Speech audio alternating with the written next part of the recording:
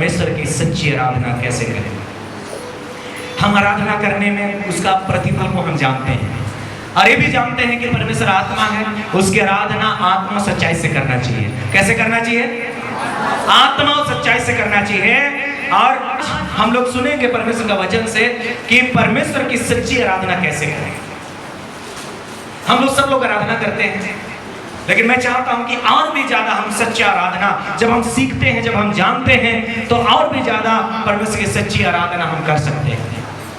और उसको आयत से हम लोग सीखेंगे मत्ती रचित सुसमाचार उसका 2 अध्याय, और आज का जो मनन का वचन रहेगा 1 वचन से 12 वचन है। मत्ती का सुसमाचार उसका 2 अध्याय उसका 1 वचन से 12 वचन है। The gospel of Matthew chapter 2 verse 1 to 12।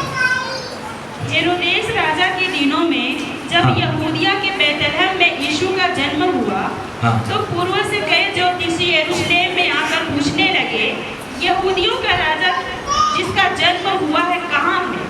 क्योंकि हमने पूर्व में उसका तारा देखा है और उसको प्रणाम करने आए हैं।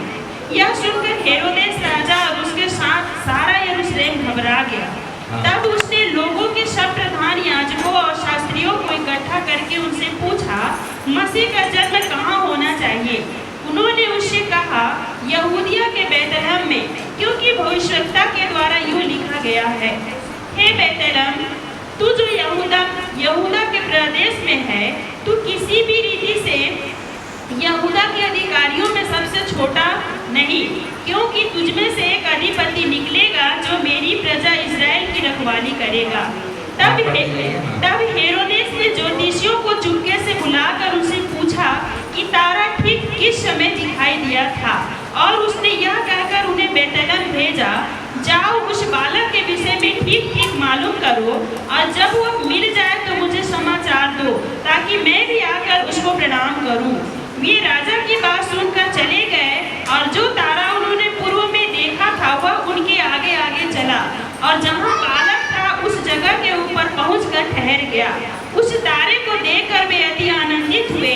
उन्होंने उस घर में पहुंचकर उस बालक को उसकी माता मरियम के साथ देखा और मुंह के बल गिरकर बालक को प्रणाम किया, और अपना अपना थैला खोलकर उसको सोना और लोबान और गंधरस की भेंट चढ़ाई।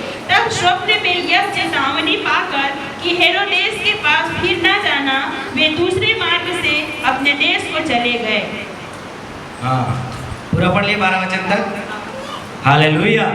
इस आयत में आज हम लोग मनन करेंगे और इसी में से हम लोग कुछ पॉइंट को देखेंगे कि सच्ची आराधना परमेश्वर की कैसे करेंगे। प्रियो, कितने लोग ये मानते हैं कि हम लोग परमेश्वर की आराधना के लिए सृजे गए हैं? हाथों को हिला करके बोलिए परमेश्वर की स्तुति हो। हालेलुया। और सच में ये बात को हमको जानना है, मानना केवल नहीं है। परमेश्वर स्वर्गदूतों को अपने आराधना के लिए बनाया था। लूसीफर स्वर्गदूत था, लूसीफर शैतान नहीं था। लूसीफर के पंखों में, उसके शरीर में और कई कई तरह के मतलब साजो सामान थे। हम लोग तो कुछ आराधना नहीं करते हैं, वो तो इतना अच्छा आराधना करता था, साजो सामान से, है ना, म्यूजिक से, गीत गा करके इतना सुंदर, बहुत ही सुंदर करूप था वो, स्वर्गदूत था। उसको परमेश्वर स्वर्गदूतों का मुखिया बनाया था और स्वर्गदूतों के द्वारा परमेश्वर आराधना करवाता था। मालूम हो गया इतना? हालेलुया। पिछले दिनों में बताया था कैसे हमारी आराधना स्वर्गदूतों की आराधना से उत्तम है। पूरा संदेश नहीं सुने थे, लेकिन हमारी आराधना स्वर्गदूतों की आराधना से इसलिए उत्तम है क्योंकि स्वर्गदूत अपने आरामदायक माहौल में, आरामदायक स्वर्ग में रह करके आराधना करते हैं, लेकिन हम मनुष्य का आराधना स्वर्गदूतों से बढ़कर के है। क्यों?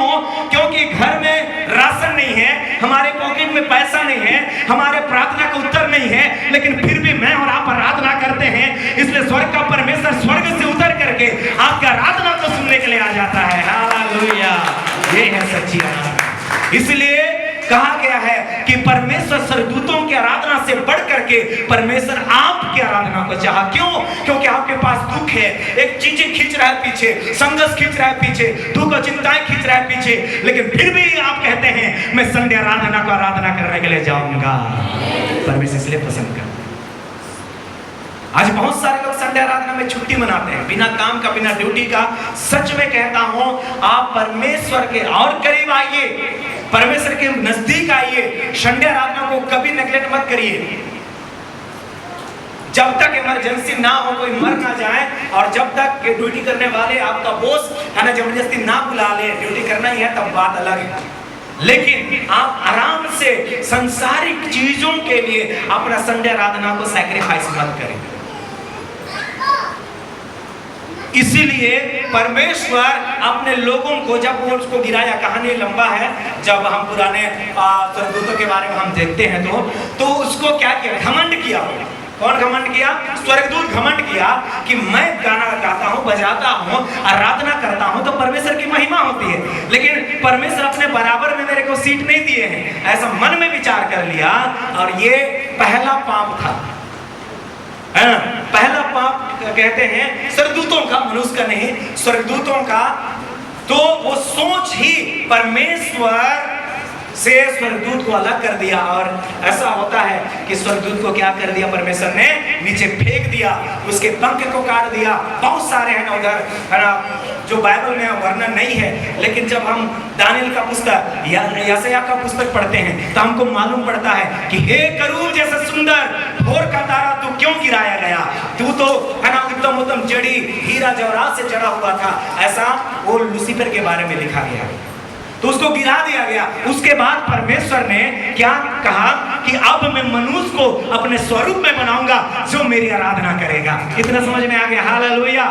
तब से आपको और मुझे परमेश्वर अपनी आराधना करने के लिए बनाया, सबसे पहला उद्देश्य। लेकिन आराधना करने से पहले परमेश्वर ने मनुष्य को सबसे आखिरी में क्यों बनाया?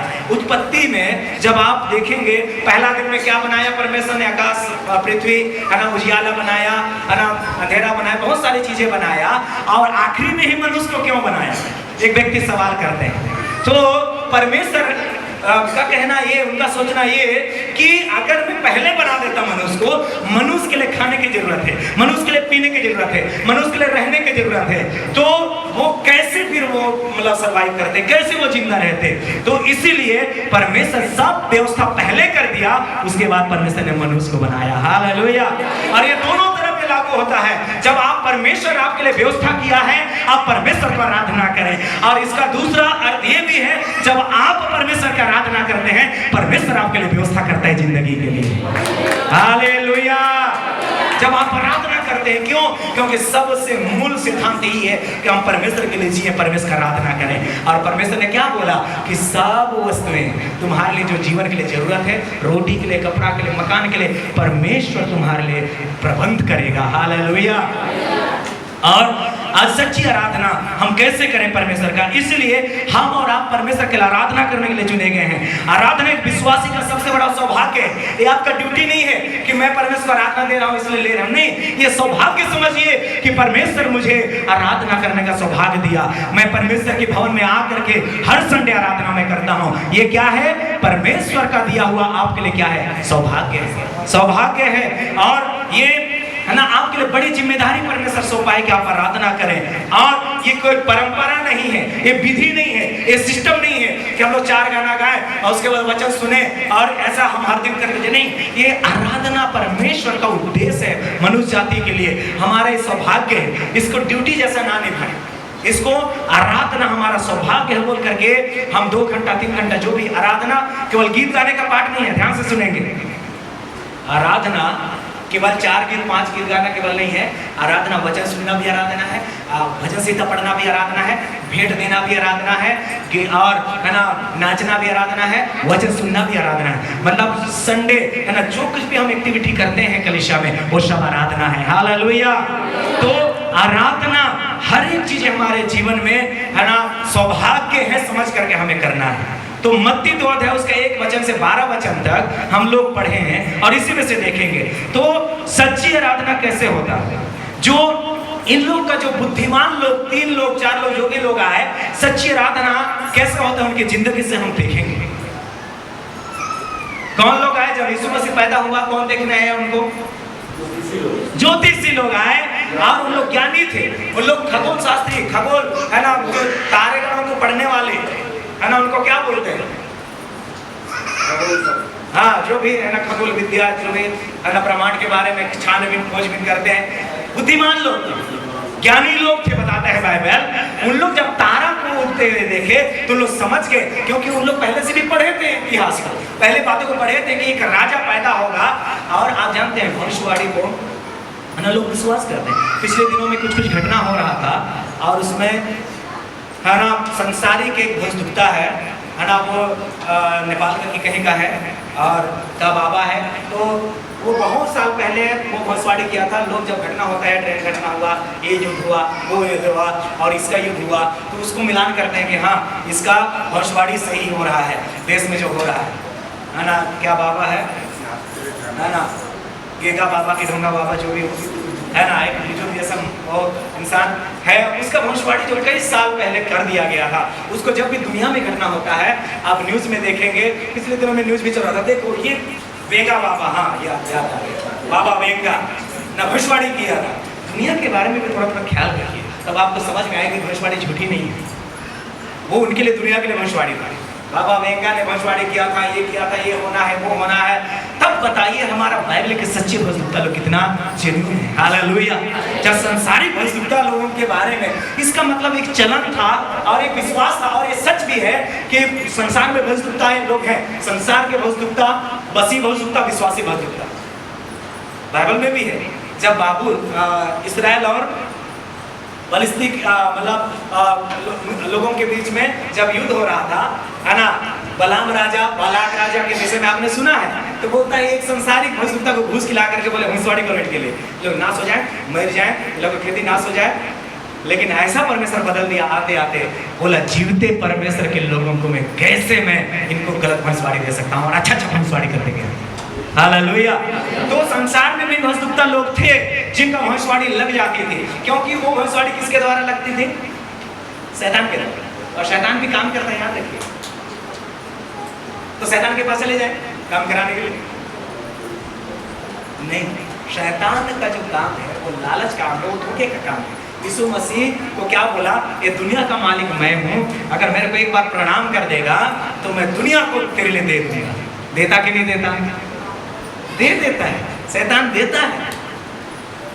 उसके पास भी शक्तियां हैं और आखिर में तो भयंकर शक्ति दे दिया जाएगा इसके लिए। प्रकाशित वाक्य का टीचिंग कभी होगा है ना, तब इसको मैं बताऊंगा। आप तब तक मजबूत हो जाइए, क्योंकि भयंकर है। मूर्ख और शक्ति देगा लोगों को भरमाने के लिए, और इसीलिए कहा गया बुलाए गए तो लोग तो है ना वो दरवाजे से बाहर चले जाएंगे, लेकिन कलीसिया में चुने हुए लोग भी भरमा दिए जाएंगे, शक्ति दिया जाएगा और भरमा दिए जाएंगे। लोग बोलेगा वो एक सब कर देगा। और आज संसार भी देता है, संसार भी देता है, क्योंकि यीशु मसीह को स्वयं बोला मैं दूंगा, मैं दूंगा, और उनको सामर्थ देता है। तो उधर का बात अलग है। तो यहाँ पे हम लोग कहाँ पर थे? तो आराधना है ना, जो बुद्धिमान लोग थे, जो खगोल शास्त्री पढ़ते हैं, और उन लोग भविष्यवाणी को पढ़े थे कि यीशु मसीह पैदा होगा तो क्या होगा कि एक तारा मतलब दिखेगा पूरब की ओर, और उस तारा के द्वारा समझ जाएंगे कि एक उद्धारकर्ता जो बहुत साल से भविष्यवाणी हुआ था कि यहूदियों का उद्धारकर्ता, इसराइलियों का समाज से, इसराइलियों का क्या चीज से, मतलब उनका पीढ़ी से एक व्यक्ति आएगा दाऊद के गोत्र से, और वो लोगों का उद्धार करेगा। हालेलुया।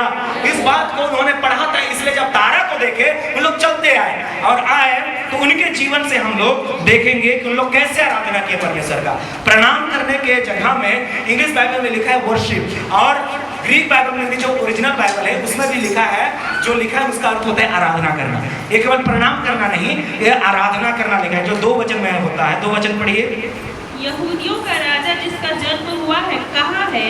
हाँ। क्योंकि हमने पूर्व में उसका तारा देखा है और उसको प्रणाम करने आए हैं। हाँ, प्रणाम करने आए हैं की जगह में जो शब्द लिखा है आराधना है, ओरिजिनल शब्द का है वो आराधना है।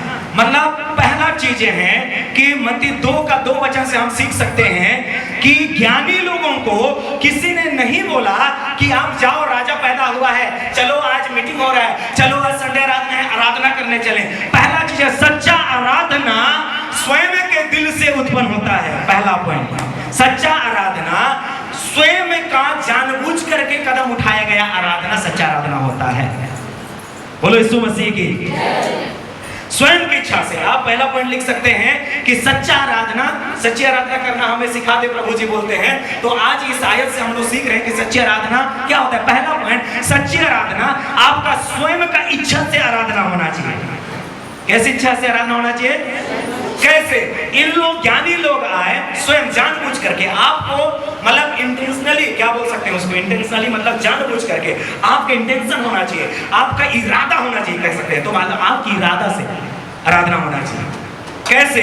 इन लोग जब ज्ञानी लोग आए तो क्या इनको अपना पड़ोसी बोला कि जाओ आराधना करके आओ, कि उसकी पत्नी बोले कि जाओ आराधना करके आओ? पहला पॉइंट, सच्ची आराधना तभी आपका होता है जब आप स्वयं की इच्छा से, स्वयं अपने इरादा से आप आराधना करते हैं कि मैं आराधना करने के लिए जाऊंगा, मैं आराधना करूंगा प्रभु को। यहां पर हम पढ़े ना उसी बात को कि वह योगियों का राजा अभी उत्पन्न हुआ है, कहां है? क्योंकि हमने पूर्व में उसका तारा देखा है और उसे आराधना करने आए हैं। ये हमारा निर्णय है, किसी ने हमें दबाव नहीं दिया, कोई सिस्टम नहीं है, कोई नियम नहीं है, लेकिन हमारा हृदय परमेश्वर का आराधना करने के लिए स्वयं हम खुद से आए हैं। ताली बजाते प्रभु की आराधना करें। सच्ची आराधना तब होती है जब आप स्वयं अपने निर्णय से आराधना करने आते हैं। किसी को खींच के लाएंगे ना, वो सच्ची आराधना नहीं है। वहां ये है इसका विपरीत, सच्ची आराधना नहीं है। समझ रहे ना? आप घर से सोच करके आते हैं, वो है सच्ची आराधना कि मैं आज किसी का दबाव से नहीं, किसी का बोलने से नहीं, किसी के कहने से नहीं, मेरे जीवन में कुछ अच्छा हुआ इसलिए नहीं, परंतु आज परमेश्वर जब पैदा हुआ है, उस समय तो पैदा हुआ था, लेकिन आज जब परमेश्वर प्रभु यीशु मसीह हमारे बीच में संध्या आराधना में जब उपस्थित होगा, उसका मैं अपने स्वयं के इरादे से, स्वयं की इच्छा से मैं उसकी आराधना करने जाऊंगा। पहला शुरुआत यहीं से होता है सच्ची आराधना। पास्टर नहीं बोला है आपको, और इसलिए कहा जाता है, आराधना टीम को मैं भी बोला हूं, है ना, मत बोलना, आराधना करो, ताली बजाओ, बोलो। अरे भैया, आप बोलोगे तो वो झूठी आराधना है। हेलो, अभी बोले अरे नाचो, अरे गाओ, ताली बजाओ, काहे, तो वो समझिए झूठी आराधना है। जो स्वयं से प्रेरित नहीं होता है, जो अंदर से नहीं निकलता है, खुद से नहीं निकलता है, कोई जबरदस्ती प्रेशर दे रहा है ना। कई लोग निराश कर देते हैं, वर्षीय लीडर भी थक जाते हैं। लोग बोलेगा क्या हो गया, कहे नहीं मुस्कुरा रहे हो, कहे नहीं नाच रहे हो, कहे ताली नहीं बजा रहे हो, नाचो, तो वो समझिए जबरदस्ती वाला आराधना। तो इन लोग जबरदस्ती वाला आराधना किए क्या? जो ज्ञानी लोग आए, उन लोग राजा जाओ आराधना करके आओ, बोला क्या? वो स्वयं अपने आप से प्रेरित हुए, ये मेरा परमेश्वर और मेरे बीच का बात है, मैं रो करके आराधना करूं, नाच कर आराधना करूं, ताली बजा करके आराधना करूं, लेकिन मेरा हृदय का आराधना है, मैं परमेश्वर को चढ़ाऊंगा। हालेलुया। क्या आपका जीवन भी ऐसा ही है कि आप परमेश्वर को हृदय से आराधना देने का ठानते हैं? क्या हृदय से आप परमेश्वर को खोजते हैं? तो जो परमेश्वर की आराधना है वो सत्य पर भी निर्भर करता है। सत्य का जो प्रतिक्रिया है, तो परमेश्वर जो सच्चाई है, परमेश्वर जो आराधना के योग है, उसको आप जान करके आराधना करते हैं। पहला पॉइंट में ये आएगा कि हम सत्य का प्रतिक्रिया कैसे देते हैं, देखते हैं कि यहाँ पर और दूसरी बात लिखा है कि ज्ञानी लोग क्या बोलते हैं कि हमने क्या देखा है? तारा देखा है। सब लोग बोलिए, ज्ञानी लोग क्या देखे हैं? तारा देखे, इसलिए लोग आराधना करने आते हैं। आप बताइए क्या देखे इसलिए आराधना करने आते हैं? सच्चाई है अंदर की, उन्होंने तो तारा देखे इसलिए आराधना करते हैं। आपने क्या देखा प्रभु में, क्या उसके आराधना? मैंने देखा कि परमेश्वर मुझे उस गंदगी से निकाला। मैंने देखा जब मैं बीमार था तो परमेश्वर ने मुझे चंगाई को देखा, और जब मैंने देखा जब मैं कमजोर था परमेश्वर मुझे बल दिया, जब मैं आंसू में था तब परमेश्वर मेरे आंसू पोंछे। ये है सत्य के प्रति प्रतिक्रिया देना ही सच्ची आराधना है। हालेलुया। ये भी आराधना है, हालेलुया बोलना भी। हालेलुया। तो आप क्या देखे, क्या कुछ हुआ है आपके परिवार में? चंगाई, छुटकारा, बरकत, सामर, शांति, परिवर्तन। जब आप उसको सच्चाई के प्रति आप प्रतिक्रिया देते हैं प्रभु को कि प्रभु यह हुआ इसमें मैं तेरी आराधना करूंगा, सामने अवश्य लीडर वाला बोले रुक जा, तो भी वो नहीं रुकेगा। हालेलुया। बोला शांत हो जा, मत रो, मत ना, बोलेगा तो भी बोला कुछ हुआ है, उसके प्रति प्रतिक्रिया दे रहा है, वो आराधना कर रहा है, क्योंकि उसने देखा है तारा। और आपके जीवन में शायद आप तारा नहीं देखे, लेकिन आपने चमत्कार को देखा है, आपने आप उठते हुए देखा है, आप प्रार्थना को उत्तर देते हुए देखा है, इसलिए आप नाच करके आराधना करते हैं, ताली बजाते आराधना करें। ये है ना सच्ची आराधना। मतलब आपकी इरादा से सत्य को जान करके सच्ची आराधना करना है, और तभी आपका सच्चा आराधना संभव हो पाता है। रोमियो 1 का 19 और 20 पढ़िए इसी में, रोमियो 1 का 19 और 20। इसलिए कि परमेश्वर के विषय का ज्ञान उनके मनों में प्रकट है, क्योंकि परमेश्वर ने उन पर प्रकट किया है। हालेलुया। तो इसका मतलब है जब हम परमेश्वर के सत्य को पहचानते हैं तभी हम सच्ची आराधना कर पाएंगे। कितने लोग मेरे साथ हैं? बोलो हालेलुया। जब हम परमेश्वर के सत्य को पहचानेंगे ना, आपका मन यदि खुमार रहेगा, आपका मन यदि मतलब एक निरंकुश रहेगा, कुछ भी आपको चमत्कार याद नहीं है प्रभु का, आपने चमत्कार नहीं देखा, आपने परिवर्तन नहीं देखा, आपने छुटकारा नहीं देखा, आपने वो जिंदगी नहीं देखी कि कष्टों से कैसे प्रभु आपको छुड़ाया, तो आपका ताली बजाना कैसे रहेगा? धीरे सो भी जाएगी, क्योंकि आपने कुछ नहीं देखा अपने जीवन में, लेकिन आपने देखा प्रभु मुझे कैसे बचाया, आज मुझे सौभाग्य मिला है, मैं प्रार्थना करूंगा, मैं उसके नाम की तारीफ करूंगा, क्योंकि आपने कुछ चीज देखा है। हालेलुया। और वही सत्य है कि परमेश्वर आपके लिए कुछ किया है, आप प्रार्थना करते हैं सत्य को जान करके, और सत्य को जब हम जानते हैं तो परमेश्वर हमारा जीवन को आराधना के द्वारा आजाद भी करता है। यही चीज होता है सत्य को जानना कि वो आराधना के योग है, स्तुति के योग है। भजन 19 का 1 भी पढ़िए, भजन 19 का 1। आकाश परमेश्वर की महिमा का वर्णन कर रहा है, हाँ, और आकाश मंडल उसकी हस्तकला को प्रकट कर रहा है। ये सत्य है। हालेलुया। ये सत्य है कि परमेश्वर ने इतने बड़े बड़े आकाश को बनाया, इतने बड़े बड़े ब्रह्मांड को बनाया, सब चीज को बनाया, ये भी सत्य है, ये सच्चाई है, अपने आप से नहीं टिकी हुई है। कितने लोग, तो ये सत्य है कि आकाश को परमेश्वर ने बनाया, वो बिना शब्द का, बिना डबली का, बिना झांझ का, बिना पैड का। पहाड़ क्या कर रहा है? परमेश्वर की हस्तकला का वर्णन कर रहा है कि हाँ परमेश्वर है, इस सृष्टि को बनाने वाला परमेश्वर है। इस सच्चाई को जब आप जानते हैं, आपका हृदय अंदर से आराधना के लिए तैयार हो जाता है। हालेलुया। और परमेश्वर का जो वचन लिखा हुआ है कि हम परमेश्वर की आराधना, इब्रानियों 10 का 25, कि हम परमेश्वर को एक आशा के साथ में परमेश्वर की आराधना करेंगे। ये है सच्ची आराधना। और एक दूसरे के साथ इकट्ठा होना ना छोड़े, हाँ, जैसे कि कितनों की रीति है। हाँ, आगे। जैसे कि कितनों की रीति है, पर एक दूसरे को समझाते रहे, और ज्यों-ज्यों उस दिन को निकट आते देखो, त्यों-त्यों और भी अधिक यह किया करो। हालेलुया। तो एक आशा और एक उम्मीद के साथ में हम इन सारी चीजों को जान करके, ये सत्य है, सत्य को जान करके हमें परमेश्वर की खोज में, हमें मतलब आराधना में रहना है, उसकी खोज करके आराधना में आना है। देखिए जब ये दिन निकट आए, तब हम क्या करें? परमेश्वर को खोजें और उसकी आराधना करने के लिए आए। हालेलुया। देखिए उन लोगों ने पहले तारा देखा, क्या देखा? तारा देखा, और यहाँ पर आराधना करने आए हैं। क्या करने आए हैं? आराधना। उन लोग बोल सकते थे कि हाँ हमने कोई मतलब परमेश्वर का बेटा, हमने राजा को उत्पन्न होते हुए हम उसका प्रतीक को देखा, तारा को देखा, तो कैसा नाक है, कैसा मुंह है, कैसा हाथ है, कैसा लड़का है, कैसा छुआ है, हम क्या करने आए हैं? देखने आए हैं, ऐसा बोलते। लेकिन उन लोग देखने नहीं आए हैं, उन लोग क्या करने आए थे? आराधना करने आए थे। उन्होंने तारा वहां देखा और यहाँ पर देखने नहीं आए, वहां पर आराधना करने आए हैं। हालेलुया। तो आपका जीवन भी प्रियो संडे आराधना में क्यों आते हैं? क्या आप चमत्कार को, है ना, देख करके आते हैं? तब तो आपकी सच्ची आराधना है कि आपके जीवन में परमेश्वर कुछ सच्चाई काम किए हैं, परमेश्वर आपके जीवन में कुछ बरकत काम किए हैं, परमेश्वर महान है, वो आराधना के योग है। इस बात को देख करके आप यहाँ पर आराधना करने आए हैं। हालेलुया। तो कई भाई बहन लोग आप देखने मत आए हैं कि कैसे गाना गाते हैं, कैसे पैड बजाता है, कैसे क्या बजाता है। इसलिए मैं बोलता हूँ कि लोग देखते रहते हैं। कई लोग कैसे करते हैं? देखते रहते हैं आराधना के समय में, कैसे आंख खोल करके देखते रहते हैं। तो कई लोग देखने आते हैं। आप देखने मत आइए, आप आराधना करने आइए। हालेलुया। आप आराधना करने आइए। इन्होंने प्रभु यीशु मसीह को, बालक को देखने नहीं, उसका क्या करने आया? आराधना करने। तो सच्ची आराधना ये होती है। और दूसरा पॉइंट हम लोग देखेंगे कि सच्ची आराधना समझदारी से करें, समझ करके। आप 7 और 8 पढ़िए इसी वचन में। तब हेरोदेस ने हाँ, ज्योतिषियों को चुपके से बुलाकर उनसे पूछा कि तारा ठीक किस समय दिखाई दिया था और उसने यह कहकर उन्हें बेतलहम भेजा, जाओ उस बालक के विषय में ठीक ठीक मालूम करो, और जब वो मिल जाए तो मुझे समाचार दो, ताकि मैं भी आकर उसको प्रणाम करूं। हालेलुया।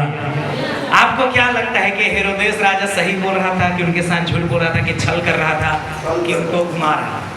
कितने लोग पढ़े हैं, मत्ती कम से कम खत्म किए, तो क्या ऐसे ही बोल रहा है कि छल कर रहा था उनके साथ? तो इसीलिए पौलुस बोलता है मैं बुद्धि से भी आराधना करूंगा और आत्मा से भी आराधना करूंगा, मैं ज्ञान से भी बोलूंगा और आत्मा से भी बोलूंगा, बुद्धि से भी प्रार्थना करूंगा और आत्मा से भी प्रार्थना करूंगा। याद रखिए, आपका आराधना यदि समझदारी के साथ नहीं है तो वो झूठी आराधना होगी। आपको समझदारी के साथ आराधना करना है, किसके बीच में आराधना करना है, किसके सामने आराधना करना है, किसके सामने क्या बोलना है, वो समझदारी आपके अंदर हो तभी सच्ची आराधना वो ठहरेगी। हालेलुया। कैसे समझदारी? छल को पहचानना।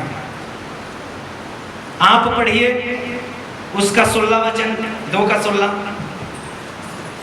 जब हेरोदेस ने यह देखा कि ज्योतिषियों ने उसके साथ धोखा किया है, तब वह क्रोध से भर गया और लोगों को भेजकर ज्योतिषियों द्वारा ठीक ठीक बताए गए समय के अनुसार बेतलहम और उसके आसपास के स्थानों के सब लड़कों को जो 2 वर्ष के या उससे छोटे थे मरवा डाला। देखिए, उनके अंदर में आराधना करना नहीं, परंतु उनके अंदर में छल था पहले से, उनके अंदर में है ना एक धोखा था उनके अंदर में, जो हेरोदेस राजा के अंदर में। तो इसलिए विश्वासी भाई बहनों, आप सच्ची आराधना को पहचाने कि कहां पे सच्ची आराधना हमें करना है, कहां पर हमें आना है, कहां पे जाना है। बोलो हालेलुया।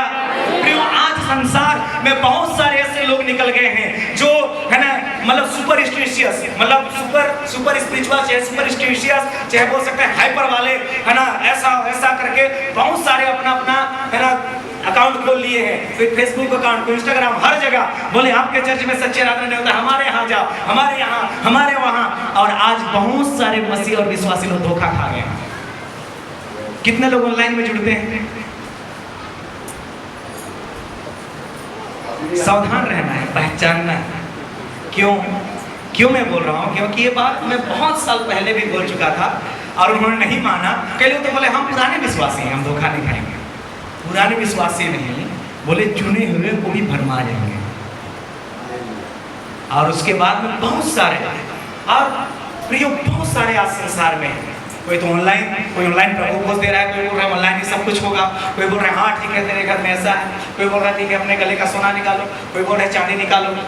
उसके बाद में झगड़ा, उसके बाद में फाइट, उसके बाद में मारपीट, उसके बाद में धोखा, बहुत सारी चीज। क्यों ऐसा हो रहा है आप जानते हैं? वजह ये हम सच्ची आराधना में हम स्थिर नहीं है। कई बार हमारे अंदर में वो परख नहीं रहता है, हमें समझ नहीं रहता है, और बोलने के बाद इसलिए हम मना नहीं करता था मैं। क्यों? क्योंकि अरे पास्टर को जलन हो रहा है, क्योंकि पास्टर से अच्छे पास्टर है, इसलिए मना कर रहा होगा सब, इसलिए मना जाओ, धोखा खाओगे तो समझ में आएगा। और आत्मा की परख रहे। देखिए, ज्ञानी लोग जब हेरोदेस राजा बोला कि तुम बताना मेरे को आकर के, उन लोग पहचान लिए कि ये छल है, ये आराधना करने वाला व्यक्ति नहीं है, ये हमें सच्ची रास्ता दिखाने वाला व्यक्ति नहीं है, ये हमें लूट करके ले जाने वाला व्यक्ति है। प्रियो, इसलिए मैं बोल रहा नहीं जुड़ना नहीं बोल रहा हूँ। यदि आप में हिम्मत है धोखा को सहने का, यदि आपको हिम्मत है परख का, तो आप जुड़िए, आप बढ़िए आत्मिकता में। मैं भी चाहता हूँ कि आप आत्मिकता में बढ़े, हर दिन आप संगति में रहें, 12 बजे 1 बजे जुड़े, आप नींद भी खराब कर दें, आप पति से भी लड़ जाए, सबसे लड़ जाए, और जुड़िए। मैं नहीं कहता हूं, लेकिन अगर आप बढ़ रहे हैं तो जुड़िए, अगर धोखा खा रहे हैं तो सावधान हो जाइए। ये काफी है, मैं कहता हूं। हमारे क्वायर काफी है, यहाँ का जो वचन मिलता है, भोजन मिलता है, काफी है। धोखा खाने से तो ज्यादा ही अच्छा है। कम से कम पास्टर भागेगा तो नहीं ना सोना चांदी लेकर के। मेरा आधार कार्ड भी यही बन रहा है अभी, हालेलुया। लेकिन कोई जोड़ रहा है दिल्ली वाला से, कोई जोड़ रहा है उड़ीसा वाला से, कोई जोड़ रहा है कहाँ वाला से। और आखिरी में प्रियो, कब तक हम ऐसे धोखे में पड़े रहेंगे? बहुत सारी चीजें ऐसे घटनाएं हम सुनने में आता है। कई बार दुख लगता है, इतना मैच्योर विश्वासी कब हम बनेंगे कि सच्ची आराधना करना जगह बदलने से नहीं होता, दिल बदलने से होता है। सच्ची आराधना पास्टर बदलने से नहीं होता, दिल बदलने से होता है। हालेलुया। प्रियो, हम परमेश्वर ईमानदार हैं। सच्ची आराधना वो है, वो गाना आराधना नहीं है। अब तक हमें समझ, जहां आप संगति करते हैं, आपका जो संगति का आपका जो सदस्यता है, आप कलीसिया के जो मेंबर हैं, आपका सच्चा प्रभु से रिश्ता है, आप ईमानदार हैं, आप पारदर्शिता के साथ चल रहे हैं, आप हिसाब किताब सही कर रहे हैं, आप काम सही कर रहे हैं, ये भी आराधना है। हालेलुया, ये भी आराधना है। मत कहिए कि अब मैं गीत गाता हूं तो यार, नहीं, यहाँ पर जो काम कर रहे हैं विश्वासी लोग है ना, कई लोग जैसे अभी कोई भैया लोग, कमेटी लोग हिसाब किताब को संभाल रहे, पैसा को संभाल रहे, वो भी आराधना है। हालेलुया। और जब हम उसमें सच्चा रहेंगे तो समझिए हम परमेश्वर को सच्चा आराधना चढ़ा रहे हैं। हालेलुया। क्यों लिखा है ऐसा? क्योंकि जब तू आराधना करने जाए, तेरे भाई से यदि खटपट हो तो आराधना मतलब भेंट को ही रख दे। भेंट देना, गाना गाना, चर्च में आना बड़ी बात नहीं है। अपने भाई से सही दिल और सही इरादा के साथ में कलीसिया में परमेश्वर की उपस्थिति में होना वो बड़ी बात है। ताली बजाते आराधना करें परमेश्वर का। हमारा हृदय परमेश्वर के साथ सच्चा होना चाहिए। यह है सच्ची आराधना। इसलिए छल को पहचाने, छल को पहचाने। जब मैं बोलता हूँ सारी चीजों को, आपको दुख लगना चाहिए। दुख लगेगा तभी हम मजबूत हो पाएंगे, है ना। सारी चीजों को बोलता हूँ, आपको चोट लगना चाहिए। हालेलुया। हम स्थिर विश्वासी बने, मजबूत विश्वासी बने और हम प्रभु की उपस्थिति में हम रहें। तो छल को हमें पहचानना है। और दूसरा है ध्यान को बटने ना दें। निर्गमन 20 का 8 पढ़िए। इसी में समझदारी के साथ आराधना करे में ध्यान को कभी ना भटकने दें, ना बटने दें। निर्गमन 20 का 8 और एक जन पढ़िए मत्ती 11 का 28। हाँ, देखिए यहाँ पर एक आज्ञा है, तो परमेश्वर की आज्ञा से कभी आपका ध्यान को भटकने ना दें। बहुत सारे लोग कलीसिया में आते हैं पर आराधना नहीं करते। कई लोग का ध्यान बाजार में रहता है, कई लोगों का ध्यान अभी मीना बाजार, बड़ी बाजार में रहता है, कई लोगों का बॉम्बे सेल में रहता है, कई लोगों का। आप अपना अपना जीवन को जांचिए कि आप परमेश्वर के भवन में मैं जब खड़ा रहता हूँ, मेरा ध्यान किधर रहता है। ध्यान को भटकने ना दे कि परमेश्वर बोला है कि पवित्र दिन को पवित्र ही मानना। आज पवित्र दिन है, मैं अपना ध्यान को भी, अपना मन को भी, अपने विचारों को भी पवित्र रख करके परमेश्वर को पवित्र आराधना चढ़ाऊंगा। कोई तो बोले आमीन। ध्यान को भटकने ना दे। आराधना करते समय अक्सर ध्यान भटकता है, ध्यान भटकता है। ध्यान को भटकने ना दे। गीत गाते समय, वचन सुनते समय आप ध्यान को भटकने ना दे। बहुत सारे लोग बैठे तो होते हैं पर नहीं सुनते हैं, वो भी ध्यान भटकना है। वचन को नहीं सुनते हैं, कोई किससे खेलते रहता है, कोई किससे बात करते रहता है, कोई किससे क्या करते रहता है। आप ध्यान से परमेश्वर का वचन को सुने, ये सच्ची आराधना है। हालेलुया। अपना ध्यान को भटकने ना दें। और तीसरा है, पहला पॉइंट क्या है सच्ची आराधना का? अपने स्वयं की इच्छा से हम आराधना करें, किसी के बोलने से नहीं। आराधना का लीडर, आराधक लीडर बोलने से नहीं, परंतु हम स्वयं की इच्छा से। दूसरा है, हम बुद्धिमानी से आराधना करें। इन दिनों में दिन बुरे हैं प्रियो। केवल संसारिक लोग केवल बुरे नहीं हैं, मसीह दुनिया में भी बुरा चीजें आ गया है, बुरे लोग आ गए हैं, लोगों को भटकाने वाले, बहकाने वाले लोग आ गए हैं। आपकी आराधना प्रभु के पास सच्ची आराधना हो। हालेलुया। तो बुद्धिमानी से आराधना करें। तीसरा है, परमेश्वर की अगुवाई में आराधना करें। 9 वचन को पढ़िए, 2 का 9। वे राजा की बात सुनकर चले गए। हाँ। और जो तारा उन्होंने पूर्व में देखा था वह उनके आगे आगे चला और जहाँ बालक था उस जगह के ऊपर। हालेलुया। जब परमेश्वर की अगुवाई, आपका जो परमेश्वर का वचन, जो परमेश्वर का वादा और परमेश्वर का प्रतीक की अगुवाई में चलेंगे, आप अच्छा जगह, सही जगह में पहुंचेंगे। ताली बजाते आराधना उसमें कभी परमेश्वर का वचन उन्होंने पढ़ा था, इसलिए पहले मैं बताया भविष्यवाणी, यशायाह भविष्यवक्ता, मीका भविष्यवक्ता, मलाकी का भविष्यवक्ता, ये भविष्यवाणी कर दिया था कि यहूदियों का राजा यीशु मसीह जब पैदा होगा वहां पर तारा दिखेगा और तारा की अगुवाई में इन लोग चले। इसलिए परमेश्वर जहां बालक था वहीं पर निश्चय जगह में पहुंच गए। बोलो हालेलुया। प्रियो, आज परमेश्वर के वचन की अगुवाई में बहुत सारे लोग नहीं चलते, पास्टर के अगुवाई में लोग नहीं चलते, स्थानीय पास्टर के अगुवाई में नहीं चलते, उनके जानकारी, उनके सलाह मशवरा से नहीं चलते। इसलिए जहां बालक पैदा हुआ है वहां नहीं पहुंच करके जहां पर नकली आदमी है वहां पर पहुंच जाते हैं। यहां पर क्या लिखा है? जो हमने पूरब में तारा देखा वो हमारे आगे आगे चला और हम उसके पीछे पीछे। कहां पहुंचे लोग? कहां पहुंचे थे? वचन तो पढ़े ना, इसलिए माइक में पढ़ाया जाता है। कहां पहुंचे? जहां, सब लोग बोलिए, पीछे वाले, आप लोग के पास बाइबल है कि नहीं है? तो जो जो वचन को पढ़ते हैं माइक में उसको टिक करिएगा, उसको देखिएगा।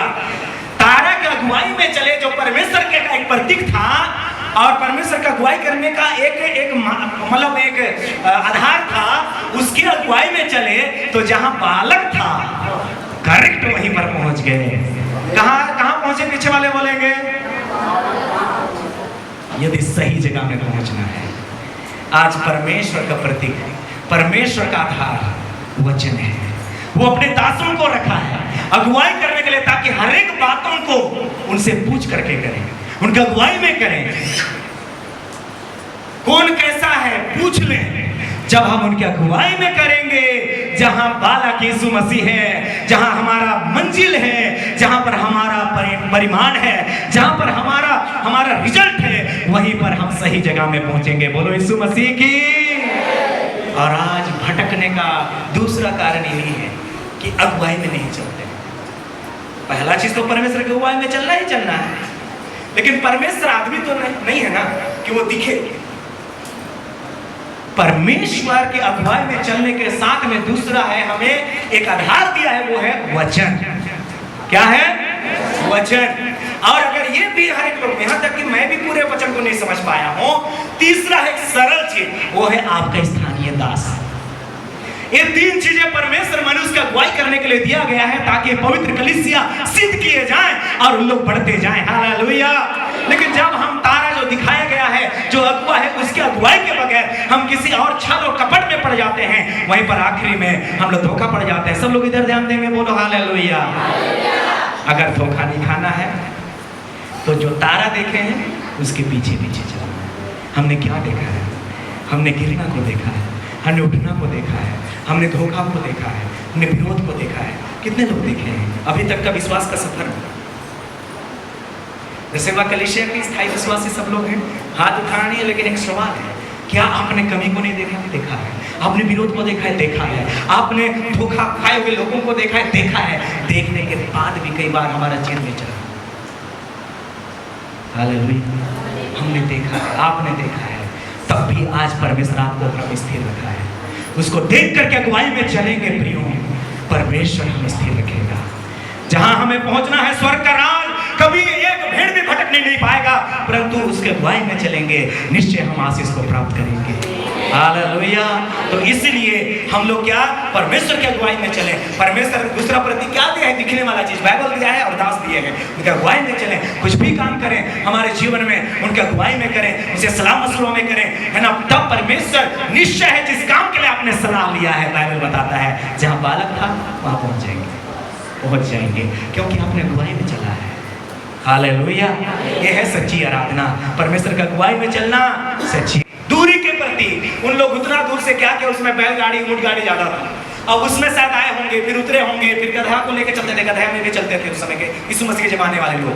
तो शायद उन लोग चढ़ करके आए। हमारे जीवन में आराधना के लिए यदि कोई बोले, दाऊद भी बोलता है, जब किसी ने ये मुझसे कहा चलो प्रभु के घर को चले, तो बोलते नहीं जाओ, समय नहीं है। ऐसा अगर बोलेंगे तो आप एक विश्वासी हैं, सच्ची आराधना प्रभु को नहीं दे रहे। सच्ची आराधना, हाँ, कभी ना बोले आराधना के लिए मेरे पास समय नहीं है ना। भले कुछ इमरजेंसी काम में फंसे तो बात अलग है, बोलने के नहीं इस काम में फंसा हूँ, बड़ा मुश्किल है, लेकिन आप बैठे हैं, आपके पास इतना समय है ना। कई आज जवान बच्चे लोग देखो कलीसिया नहीं आते हैं, चर्च नहीं आते हैं, उन लोग आराम करते हैं, सोते हैं, क्या करते हैं पता नहीं। आप मम्मी पापा हैं, उनका आप ध्यान दीजिए, उनको आप बोलिए, और प्रभु का सच्ची आराधना करना यही है। बोलो हालेलुया, बोलो यीशु मसीह की हालेलुया। तो हमारा समय का बलिदान, हर समय प्रभु नहीं मांगता है, लेकिन आप समय का बलिदान प्रभु के लिए दे, वही सच्ची आराधना है। और इसी में आराधना बलिदान पूर्वक करें। इसमें पहला तो समय का बलिदान और दूसरा है धन का बलिदान। यहाँ पर हमारा मुट्ठी में मिलता है धन का बलिदान, दिए आराधना नहीं। ये लोग तो धनी थे, इसलिए सोना दिए, लोबान दिए, गंधरस दिए, बहुत महंगा चीज दिए। हम शायद मध्यम वर्ग के लोग हैं, गरीब लोग हैं, जैसा आपको बने वैसा दे करके प्रभु को आराधना दें। बोलो हालेलुया। सच्चा आराधना अच्छा लग रहा है ना, कि सच्ची आराधना कैसे करते हैं? परमेश्वर आत्मा है और उसको आराधना करने वाले आत्मा सच्चाई से आराधना करें, क्योंकि पिता सच्चे आराधक को ढूंढ रहा है। और आज सच्ची आराधना के विषय में सीख, सच्चा आराधक कौन है? जो अपनी इच्छा से आराधना करता है, बोलने से नहीं। दूसरा है जो समझदारी से, बुद्धिमानी से आराधना करता है। और तीसरा है ना परमेश्वर का अगुवाई में आराधना करता है। चौथा है परमेश्वर के लिए बलिदान देकर के आराधना करता है। कई लोग अपना ड्यूटी को छोड़ करके आए हैं, परमेश्वर उन्हें बहुत आशीष देगा। आज कई लोगों को डबल और ट्रिपल ड्यूटी मिलता है, उन लोग अपना सैलरी को छोड़ करके आए हैं। आपने बलिदान किया है, आपका आराधना सच्चा आराधना है परमेश्वर के लिए। ताली बजाते हुए आराधना करें। हालेलुया। प्रियो, शायद आपके पास शायद है ना पैसा में 5 रुपया कम ही रहे, लेकिन आपके जीवन में जो खुशियां रहेगा वो 5 गुना ज्यादा ही रहेगा। क्यों? क्योंकि आप परमेश्वर की आराधना कर रहे हैं। हालेलुया। तो कभी ऐसा ना सोचें जहां पर हम सोचते हैं 2 रुपया कमा लेता, आज कैसे मैं एब्सेंट कर दिया। कलरी वालों के जीवन में भी ऐसा लगता है ट्रिपल ड्यूटी मिलता है, आज हाजिरी मिलता है। आपने जो बलिदान किया है, मेरा परमेश्वर उसको अपने लिए सच्चा आराधना के रूप में अस्वीकार कर रहा है। हम उत्साहित करना चाहता हूं प्रियो, सच्चा आराधना वास्तव में केवल गीत गाना केवल नहीं है, एकदम आंसू के साथ गीत गाना केवल नहीं है, परंतु हमारा जो जीवन जीते हैं, कैसा हम बलिदान करते हैं, कैसा हम प्रभु के लिए देते हैं, कितना ज्यादा बलिदान के, कितना बड़ा बलिदान के, उतना बड़ा हमारे लिए आशीष है। बलिदान बराबर नहीं होता, याद रखिएगा। किसी ने छोटा बलिदान किया, किसी ने बड़ा बलिदान किया, किसी ने कम त्यागा, और जितना ज्यादा आपने बलिदान किया उतना बड़ा परमेश्वर आपके लिए आशीष को देता है। हालेलुया। अब्राहम के जीवन में देखिए, केवल एक ही ऐसा बंदा था जो अपने बच्चे तक को बलिदान करने के लिए तैयार हो गया। और आज प्रियो, अब्राहम के नाम से पूरा आज विश्वासी लोगों का नाम चल रहा है कि अब्राहम का परमेश्वर वो विश्वासियों का पिता कहलाया। जो छोटा बलिदान किया उसको छोटा आशीष। इसलिए ना मत्ती में साफ साफ लिख दिया गया है, नाप नाप करके दबा दबा करके भी तुम्हारे लिए मिलेगा। और एक बात उसने लिखा है, ये मसीह की। कई बार तो हम परमेश्वर का ही चोरी कर लेते हैं। मेरा सैलरी अगर 50,000 है, बोला अरे 5,000 में कैसे दसवां दे दूं? नहीं, 2,000 में भी तो काम चलेगा, दे तो रहा हूं ना। याद रखिए, बाइबल लिखा है कि जिस नाप से तुम नापते हो उसी नाप से तुम्हारे लिए नापा जाएगा। ये धन के विषय में केवल नहीं लिखा है, याद रखिएगा। ये स्वास्थ्य के विषय में, ये आशीष के विषय में, ये आपकी खुशियों के विषय में, ये आपके बरकत के विषय में भी लिखा है कि जैसे तुम परमेश्वर के लिए नापते हो ना, देने के लिए, आराधना के लिए, जो भी चीज के लिए, वैसे ही तुम्हारे लिए भी नाप करके दिया जाएगा। हालेलुया। जोरदार ताली बजाते प्रभु की आराधना करें। प्रिय विश्वासियों, भेद परमेश्वर बता दिया है वचन में, लेकिन हम इसे फॉलो करने वाले लोग चाहिए। आज हमारे इंडिया बदल जाएगा, हमारा बेरशेबा कलीसिया बदल जाएगा, यदि परमेश्वर के वचन के अनुसार फॉलो करने वाले एक व्यक्ति भी खड़े हो जाए। प्रियो, हम कोशिश करें प्रभु में, हम है ना बलिदान करने का। इन लोग सोना, लोबान, गंधरस दिए, बहुमूल्य चीज दिए। हमारे पास जो कुछ भी है परमेश्वर को बलिदान दे करके हम चढ़ाएं, परमेश्वर को धन्यवाद दें, उसको आराधना करें। हालेलुया। सोना एक राजा होने का प्रतीक था। राजा ने लोगों को सोना का भेंट दिया जाता था। लोहबान दिव्यता का प्रतीक था, मतलब महानता का प्रतीक था। और गंधरस पीड़ा और बलिदान का प्रतीक था। जब हम देते हैं अपने जीवन में, ये तीनों चीजें हमारे जीवन में शामिल हो जाता है। बताओ, पैसा एक महान होने का भी प्रतीक है। कितने लोग विश्वास करते हैं? पैसा ज्यादा है, बड़ा चीज को बलिदान करते हैं। पैसा ज्यादा है तो आपका दुख और पीड़ा के समय में भी काम आता है पैसा। और लोहबान के जैसा जो प्रतीक है पैसा, तो हमारे जीवन में क्या है, वो हमारी दिव्यता का भी प्रतीक है। जिसके पास ज्यादा माइलेज, जिसके पास ज्यादा धनी, उसको लोग पूछेंगे दिव्यता, वाह महान आदमी। अब उसको हम प्रभु के लिए बलिदान कर रहे हैं।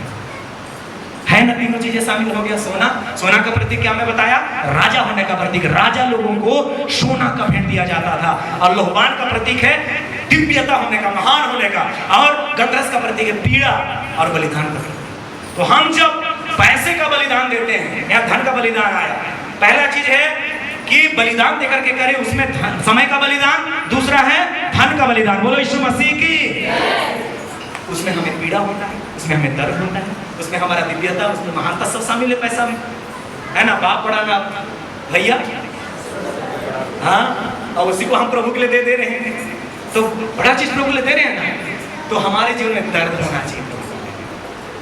हम जो देते हैं उसमें दर्द होता है कि नहीं? प्रभु को देने में अगर दर्द के साथ दे रहे हैं ना, खुशियों के साथ में काटेंगे। कहाँ लिखा है? वचन में लिखा है। बोला तुम जो रोते हुए बोते हो ना, जय जयकार करते हुए करने पाओगे। परमेश्वर का वचन कभी आपने थोड़ा अरे हो गया ऐसे दे दिया, नहीं, ये तो सिस्टम है।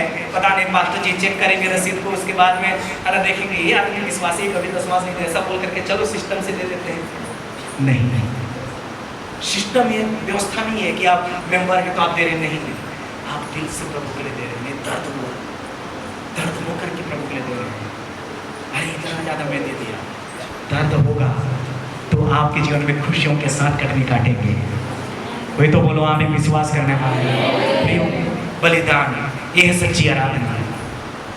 और उसके बाद में स्वयं का बलिदान, ये केवल वस्तु देने की बात नहीं है। सच्ची आराधना में स्वयं का भी बलिदान करना पड़ता है। कैसे मैं बताऊं? अभी बोल रहे हैं चलो मैं तो बराबर सब चीज दे रहा हूं, मैं चर्च नहीं जाऊंगा, मैं शरीर को लेकर के नहीं जाऊंगा, वहां पर दान दे रहा हूं, भेंट दे रहा हूं, दशमांश दे रहा हूं और मैं नहीं जाऊंगा। बोले हाँ बढ़िया बढ़िया, सबके तो बराबर देता है, नहीं भी आए तो भी। वो चीज वस्तु देने से परमेश्वर खुश नहीं होते, उससे ज्यादा खुश जब हम अपने आप को दे देंगे ना, परमेश्वर ज्यादा आनंदित हो जाएगा। ये सच्ची आराधना। हालेलुया। खुद को चढ़ा दे तो है ना सेवा कर पाएंगे, आराधना कर पाएंगे। ये स्वयं का बलिदान करें। मलाकी 3:10 है ना, दूसरा कुरिन्थियों 9:7 पढ़िए। हाँ, जैसा मन में ठाने वैसा ही दान करे, हाँ। न कूड़ कूड़ के और न दबाव से, क्योंकि परमेश्वर हर्ष से देने वाले से प्रेम रखता है। ओ सच्ची आराधना। ताली बजाते प्रभु की आराधना करें। हालेलुया। तो देना भी आराधना है। तो यही चीज पिछले दिनों में मैं सिखा रहा था कि सच्ची आराधना ये है, समय का बलिदान समझदारी से हम करें, है ना, बुद्धिपूर्वक करें, सत्य को जान करके करें, बलिदान करके करें, अपने समय का, अपने धन का, अपने चीज वस्तु का हम दे करके हम प्रभु को बलिदान चढ़ा रहे हैं। ये है सच्ची आराधना। और कोई गुड़ करके नहीं, दबाव से नहीं, कोई बोल रहे इसलिए, लेकिन आप हर्ष से करने वालों से परमेश्वर प्रेम रखता है। हालेलुया। प्रियो, ये है सच्ची आराधना। सच्ची आराधना। परमेश्वर हमारे जीवन को आशीष करे। अपने जीवन को जांचिए प्रियो। ये जितना पॉइंट मैं बताया, जितना बातें मैंने सिखाया कि ज्ञानी लोग आज हमें क्या सिखाए, ज्ञानी लोग यही सिखाए कि हमें जो आराधना, सच्ची आराधना कैसे करना है। सच्ची आराधना तब होती है जब हम स्वयं की इच्छा से जानबूझ करके आराधना करते हैं। दूसरा है कि जब हम सच्ची आराधना क्या होती है, जब समझदारी बुद्धिमानी से आराधना करते हैं। और तीसरा है बलिदान दे करके आराधना करते हैं। चौथा है कि जब हम परमेश्वर का अगुवाई में आराधना करते हैं तो वो है सच्ची आराधना। प्रियो, आराधना स्थान, रीतियां, पसंद का विषय नहीं, यह एक व्यक्ति की ओर से केंद्रित होती है। यीशु मसीह पर केंद्रित होना एक सच्ची आराधना है।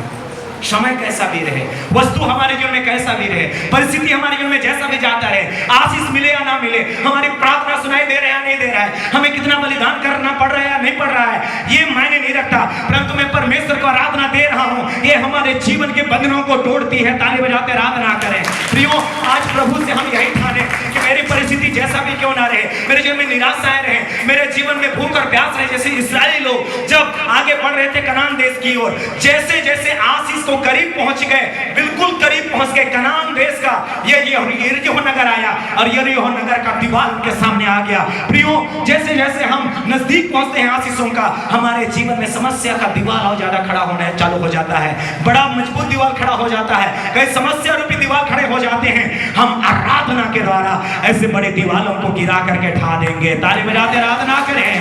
आपका परिस्थिति जैसा भी हो, इन लोग प्यासे थे, इन लोग भूखे थे, इन लोग को खाने के लिए नहीं मिल रहा था कई बार, लेकिन जब परमेश्वर इनको बोला स्तुति करो, याजक लोग आगे आगे चले, तुरही बजाने वाले आगे आगे चले, और संदूक परमेश्वर का 10 आज्ञा ढोने वाले आगे आगे चले, और विश्वासी लोग पीछे पीछे चले और जय जयकार करें, स्तुति करें, परेशानी का दीवार गिर जाएगा। आराधना में छुटकारा है। हालेलुया। आइए हम लोग खड़े हो जाएं प्रिय परमेश्वर के सम्मुख। आराधना में छुटकारा है, आराधना में चंगाई है, आराधना में शक्ति है। भजन 95:6 में कहा है, आओ हम दंडवत करें और झुकें और अपने कर्ता यहोवा के सम्मुख घुटने टेकें। प्रियो, ये हमारा गीत गाना, आराधना करना, परमेश्वर के बलिदान देना, ये परंपरा नहीं है, ये रीति विधि नहीं है, ये परमेश्वर को हम और आप आराधना दे रहे हैं। यदि